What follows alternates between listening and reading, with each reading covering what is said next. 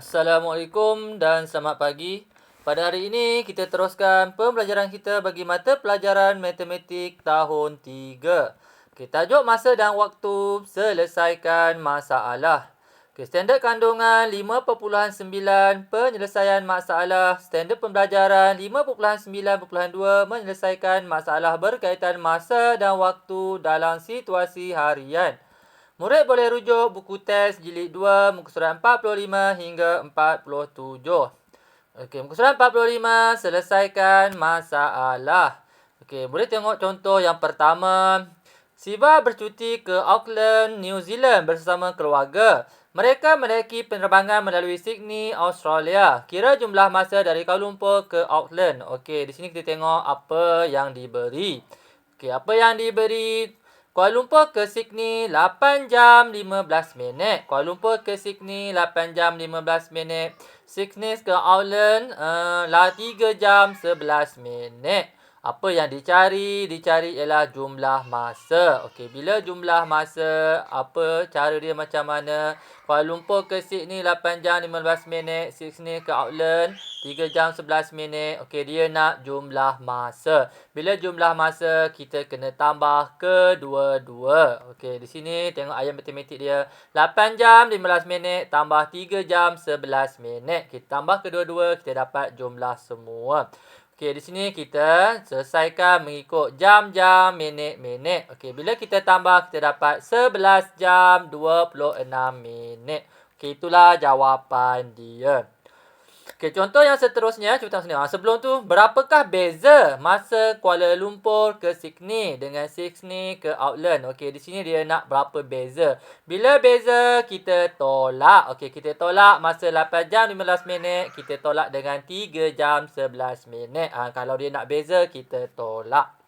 Okey, muka surat 46, contoh yang kedua. Ayah Hasni mengambil masa 7 jam 56 minit untuk mengecap 7 helai kain batik yang sama corak. Berapakah masa untuk mengecap sehelai kain batik? Dia suruh cari sehelai. Okey, tengok contoh apa yang dia beri. Dia beri masa mengecap 7 helai kain batik 7 jam 56 minit untuk 7 helai. Okey, dia cari masa mengecap sehelai kain batik. Bila sehelai, tengok apa yang kena buat cara dia. 7 jam 56 minit ialah untuk 7 helai. Oleh sebab tu, kita kena agih-agihkan kepada 7 bahagian. Kita bahagikan kepada 7 bahagian. Bila kita bahagi kepada 7 bahagian, ia melibatkan operasi bahagi. Okey, 7 jam 56 minit bahagi 7. Okey, ini dia. Inilah ayat matematik. Macam mana nak buat? Tengok di sini, muka surat 46. 7 jam 56 minit bahagi 7. Okey, 7 kali 1, 7. Tolak dapat sifar. Jam dah siap. Tengok minit pula. 7 kali 8. 7 kali 8. 7 darab 8, 56. Tulis 56. Tolak dapat sifar. So, jawapan yang kita dapat ialah 1 jam 8 minit. Okey, yang seterusnya, contoh yang ketiga. Muka surat 47, contoh yang terakhir. Masa untuk membuat 1 biji kek buah ialah 48 minit. Okey, 1 biji kek 48 minit. Berapakah masa yang diambil untuk membuat 4 biji kek buah yang sama? Nyatakan jawapan dalam jam dan minit. Okey, tengok sini cara dia macam mana. Dia kata berapa tadi? Masa buat 1 biji kek 48 minit, dia nak 4 biji kek. 4 biji kek yang sama. So, dia penambahan berulang. 4 kali tambah 48 minit.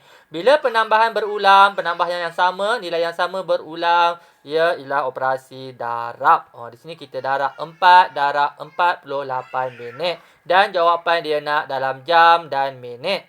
Okay, kita darab macam biasa. Darabkan 48 minit dengan 4. Kemudian tukar jawapan kepada jam dan minit. Okey, kita darab macam biasa. 48 darab 4, kita dapat 192 minit. Okey, di sini macam mana kita nak tukar pada jam dan minit? Ada berapa cara? Ini salah satu caranya, kita pecahkan. Ataupun salah satu cara lagi, 192 minit kita bahagi 60 pun boleh. Okey, tengok yang cara yang ini. Kita pecahkan 180 minit dengan tambah 12, kita dapat 192. 180 minit ni ialah 3 jam. Dan baki dia 12 minit. Okey, kita dapat 3 jam 12 minit. Kita gabungkan, kita dapat 3 jam 12 minit. Okey, inilah jawapan dia. 3 jam 12 minit. Okey, cikgu rasa sampai di situ saja untuk hari ini. Cikgu harap sekiranya murid ada sebarang masalah, bolehlah hubungi cikgu. Sekian, terima kasih.